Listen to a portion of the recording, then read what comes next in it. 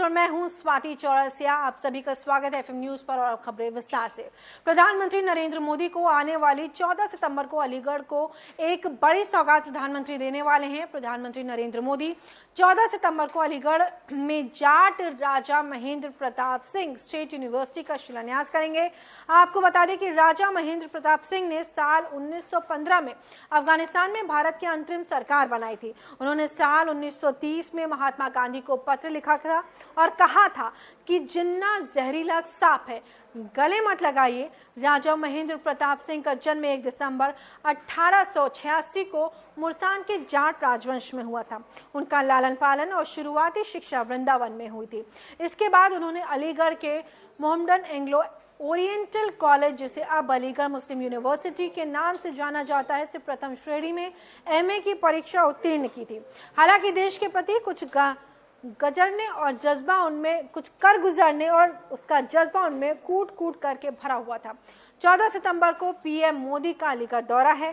PM Modi Aligarh को देंगे एक बड़ी सौगात, महेंद्र प्रताप सिंह स्टेट यूनिवर्सिटी का करेंगे शिलान्यास।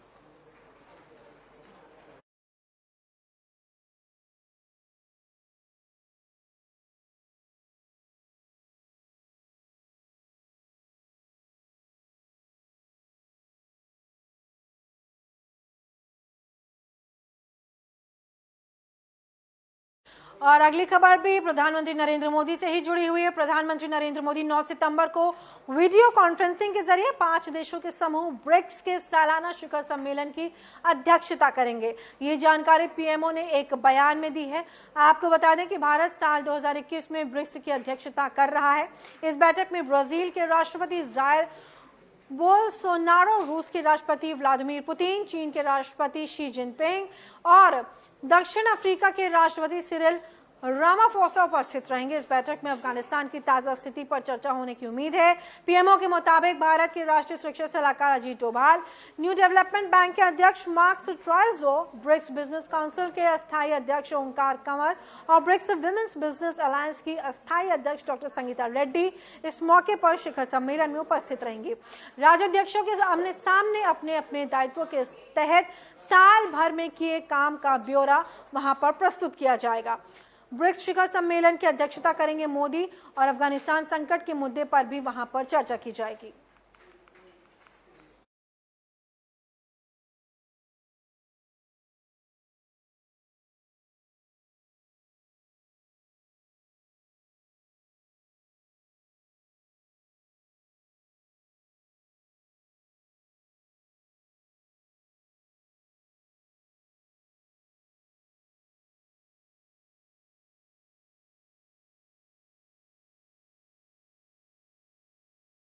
और वहीं अगली खबर उत्तर प्रदेश से है। यूपी के सीएम योगी आदित्यनाथ ने लखनऊ में राष्ट्रीय पोषण माह का शुभारंभ किया है।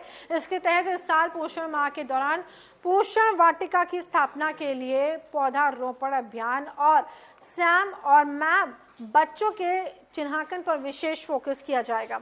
इस दौरान बच्चों, किशोरी, बालिकाओं तथा महिलाओं को केंद्रित करते हुए योग सत्रों और आयोजन का किया जाएगा और पोषण संबंधी प्रचार प्रसार सामग्री और अनुपूरक पुष्टाहार आदि का वितरण भी किया जाएगा। आपको बता दें कि साल 2018 से बच्चों, किशोरियों और महिलाओं में पोषण के स्तर में सुधार के उद्देश्य से हर साल सितंबर महीने में राष्ट्रीय पोषण माह मनाया जा रहा है। राष्ट्रीय पोषण माह का शुभारंभ किया गया।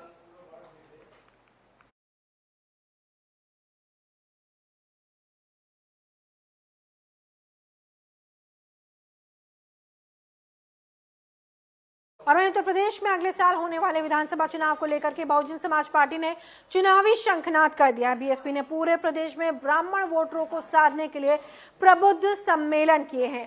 लखनऊ में प्रबुद्ध वर्ग सम्मेलन में मायावती ने रैली को संबोधित किया। कार्यक्रम में मायावती के संबोधन से पहले जय श्री राम और जय परशुराम के नारे भी लगाए गए। इसके साथ साथ पार्टी का पुराना नारा हाथी नहीं गणेश है, ब्राह्मण विष्णु महेश है, मायावती ने रैली को संबोधित किया। और आपको बता दें कि उन्होंने उन्होंने रैली को संबोधित करते हुए कहा कि मुझे उम्मीद है कि 2007 की तरह फिर से सरकार बनेगी। 1000 सक्रिय कार्यकर्ता पूरे जिले में तैयार करने हैं। पहले चरण के बाद दूसरे चरण में महिला कार्यकर्ताओं को भी प्रबुद्ध वर्ग के लिए तैयार किया जाएगा और उन्हें जोड़ा जाएगा। ये कहना है उत्तर प्रदेश की पूर्व मुख्यमंत्री और बसपा सुप्रीमो मायावती का। उत्तर प्रदेश चुनाव में बीएसपी ने अब ये ब्राह्मण कार्ड खेला है।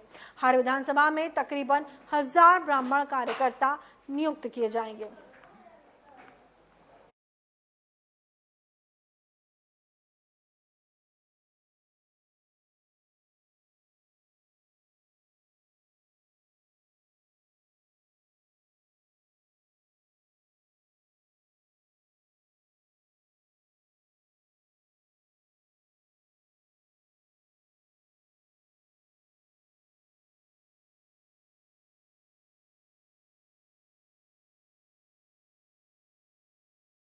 और वहीं अयोध्या दौरे से पहले उत्तर प्रदेश की राजधानी लखनऊ में एआईएमआईएम के चीफ असदुद्दीन ओवैसी ने बड़ा दावा किया है। उन्होंने कहा है कि यूपी में 100 सीटों पर चुनाव लड़ेंगे और जीतेंगे भी उन्हें। 60 साल तक सबको जिताया, अब हम जीतेंगे, ये कहना है असदुद्दीन ओवैसी का। उत्तर प्रदेश चुनाव में सपा बसपा से गठबंधन के सवाल पर असदुद्दीन ओवैसी ने कहा है कि पहले सपा बसपा को हमसे गठबंधन करने के लिए आने दीजिए, हम उनसे बात करने के लिए तैयार हैं, वो पहले बात तो करें। ओवैसी ने समाजवादी और बहुजन समाज पार्टी पर निशाना साधते हुए कहा कि सभी पार्टियों ने सिर्फ मुसलमानों का इस्तेमाल किया है। सपा और बसपा गठबंधन के बावजूद बीजेपी जीती। यूपी के मुसलमानों की हालत खराब है। वहीं यूपी के बाहुबली नेता अतीक अहमद की पत्नी शाइस्ता परवीन ओवैसी की पार्टी में शामिल हो गई हैं। ओवैसी की मौजूदगी में उन्होंने पार्टी की सदस्यता ली। आपको बता दें कि लखनऊ में ओवैसी ने ये बड़ा दावा किया है और 100 सीटों पर चुनाव लड़ने और जीतने का भी दावा किया है।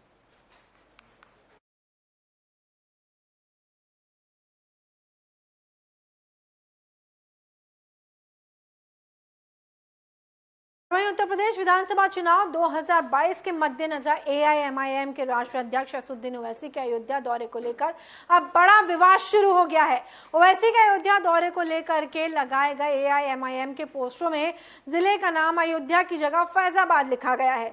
संतों ने इस पर गंभीर आपत्ति जताई है, कड़ी नाराजगी जताई है। हनुमानगढ़ी के पुजारी राजू दास ने ओवैसी के पोस्टर पर सवाल उठाते हुए कहा कि फैजाबाद का नाम सरकारी अभिलेख में अयोध्या हो गया है, तो पोस्टर पर फैजाबाद का नाम क्यों लिखा गया है? यदि अयोध्या नाम से ओवैसी को इतनी चिढ़ है तो यहाँ आने की क्या जरूरत है? इस विचारधारा की संत समाज निंदा करता है। ओवैसी के अयोध्या दौरे को लेकर के अब ये विवाद बढ़ता हुआ दिखाई दे रहा है।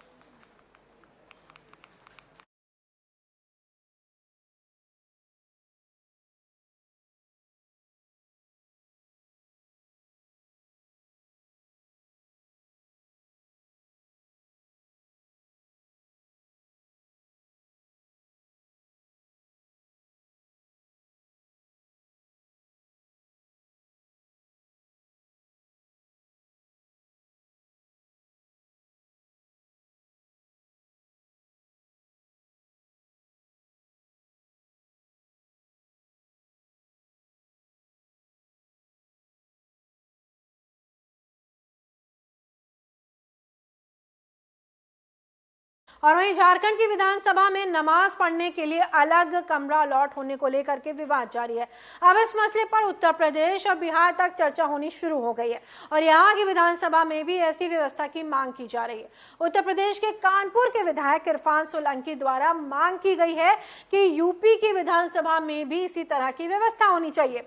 सपा विधायक ने कहा है कि सत्र के दौरान नमाज पढ़ने में दिक्कत होती है, ऐसे में आस्था को ध्यान में रखते हुए ये सही फैसला होगा। वहीं बिहार में भी इस मसले पर चर्चा जारी है।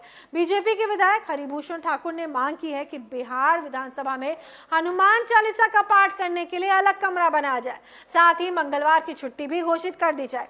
हनुमान चालीसा पाठ के लिए मिले कमरा, ये तमाम एक के बाद एक मांगे उठ रही हैं कि विधानसभा में जहां एक और कमरा बनाया जाए नमाज पढ़ने के लिए, तो अब दूसरी ओर हनुमान चालीसा पढ़ने के लिए भी कमरा बनाया जाए। ये तमाम विधायक अपनी अपनी ये मांगे लेकर के सामने आ रहे हैं।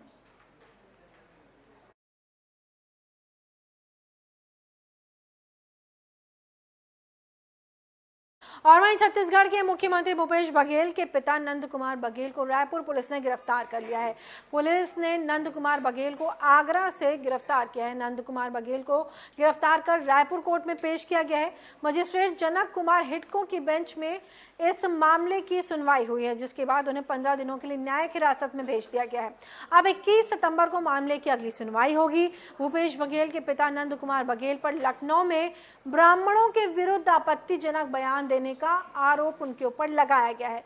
लखनऊ में नंद कुमार बघेल ने ब्राह्मण समाज के खिलाफ विवादित टिप्पणी की थी। अब आपको बता दें कि मुख्यमंत्री भूपेश बघेल के पिता नंद कुमार बघेल के खिलाफ राजधानी रायपुर के डीडी नगर थाने में मामला दर्ज किया गया है।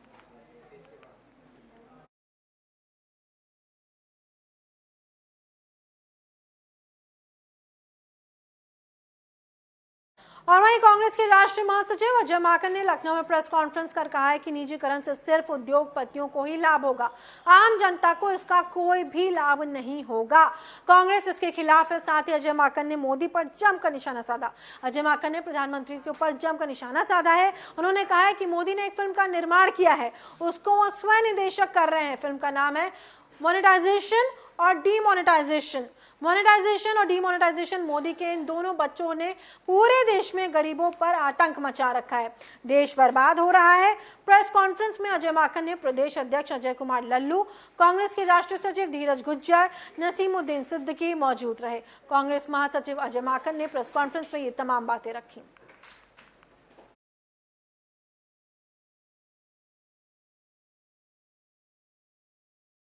और वहीं देश भर में कोरोना वैक्सीनेशन का अभियान तेज गति से आगे बढ़ रहा है और वैक्सीनेशन में सबसे ज्यादा जनसंख्या वाला राज्य उत्तर प्रदेश सबसे आगे बना हुआ है। बीते दिन तक उत्तर प्रदेश में शाम 7 बजे तक 29,19,000 से ज्यादा लोगों को वैक्सीन लगाया जा चुका है और राज्य में अब तक 8 करोड़ से ज्यादा लोगों को वैक्सीन मिल चुकी है। देश भर में उत्तर प्रदेश को छोड़ किसी भी राज्य में अब तक 8 करोड़ वैक्सीन का आंकड़ा पार नहीं हुआ है। देश भर में 1 करोड़ लोगों को वैक्सीन लग चुका था और अब तक देश में 69 लाख यानी तकरीबन आपको बता दें कि 70 करोड़ लोगों को वैक्सीन लगाई जा चुकी है, जिनमें 53 करोड़ से ज्यादा लोगों को वैक्सीन की पहली डोज मिल चुकी है और 16 करोड़ से ज्यादा को दोनों डोजेस मिल चुकी हैं। यूपी में कोविड टीकाकरण में ये नया रिकॉर्ड बना है और अब तक 8 करोड़ से ज्यादा लोगों को वैक्सीन लग चुकी है।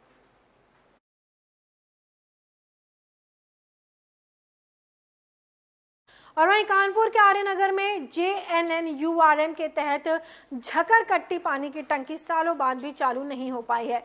पाइपलाइनों में हुए भ्रष्टाचार का खामियाजा लोगों को भुगतना पड़ रहा है। आपको बता दें, जिसको लेकर के लोग काफी गुस्से में नजर आए और विधायक अमिताभ बाजपेयी ने लक्ष्मीपुरवा वार्ड की पानी की टंकी को चालू करने को लेकर के टंकी परिसर पर धरना प्रदर्शन किया। बता दें, धरना प्रदर्शन में लक्ष्मीपुरवा वार्ड की तमाम महिलाएं भी पहुंची। साथ ही सूचना पर जल निगम के परियोजना प्रबंधक शमीम अख्तर भी वहां आए, जिसके बाद विधायक ने प्रदर्शन में चेतावनी दी कि अगर 25 दिन में टंकी चालू नहीं हुई तो हठयोग होगा। इस दौरान उनके साथ नीरज सिंह, कुतुबुद्दीन मंसूरी, जगन नारायण समेत कई तमाम नेता मौजूद रहे। बता दें, जल निगम के प्रोजेक्ट मैनेजर शमीम अख्तर को मुख्यमंत्री को संबोधित ज्ञापन भी सौंपा, जिसके बाद जल निगम के अधिकारियों ने 25 दिन में 120 मीटर गैप में लाइन डालने का काम शुरू कर आश्वासन दिया है। आपको बता दें, यह आश्वासन उन लोगों को दिया गया है। जन समस्याओं के लिए विधायक का धरना, टंकी चालू नहीं हुई तो हठयोग करेंगे।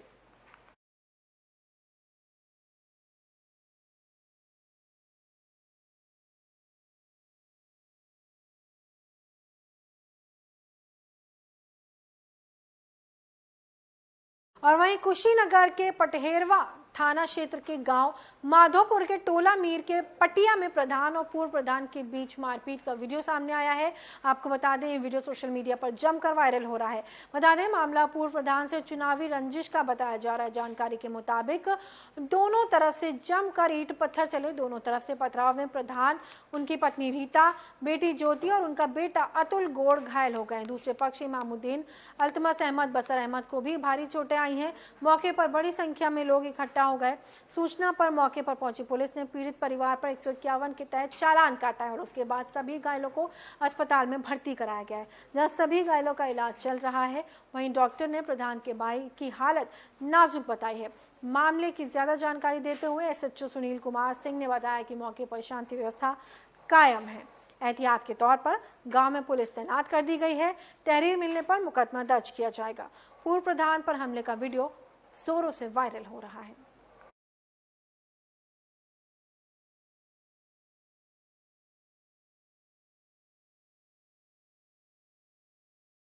और अगली खबर औरैया से। औरैया में बारिश के बाद बढ़ने वाले संक्रमण को देखते हुए और मच्छरों के काटने से बढ़ रही बीमारियों के चलते चिकित्सा विभाग हरकत में आ गया है। विभाग के अधिकारियों की ओर से सुरक्षा के पूरे इंतजाम कर लिए गए हैं। वहीं डेंगू की रोकथाम के लिए भी अस्पताल प्रशासन की ओर से सारी तैयारियां कर ली गई हैं। इस संबंध में मुख्य चिकित्सा अधीक्षक डॉक्टर प्रमोद कटियार ने बताया कि बुखार से पीड़ित होने वाले मरीजों के लिए इमरजेंसी सुविधा उपलब्ध कराई गई है, जहां पर वो डॉक्टरों की सलाह के साथ अपनी जाँच भी करा सकते हैं। वहीं डेंगू के मरीजों के लिए एक वार्ड अतिरिक्त बनाया गया है, जिसमें 10 बेड सुरक्षित किए गए हैं। साथ ही उन्होंने कहा है कि अस्पताल प्रशासन किसी भी प्रकार के रोगों से निपटने के लिए पूरी तरह से तैयार है। डेंगू की रोकथाम के लिए चिकित्सा विभाग अलर्ट अस्पताल में डेंगू मरीजों के लिए वार्ड तैयार कर लिया गया है, ताकि लोगों को किसी भी दिक्कत का सामना ना करना पड़े। और इस बुलेटिन में फिलहाल इतना ही। देश और दुनिया की तमाम खबरों के लिए बने रहिए एफएम न्यूज के साथ।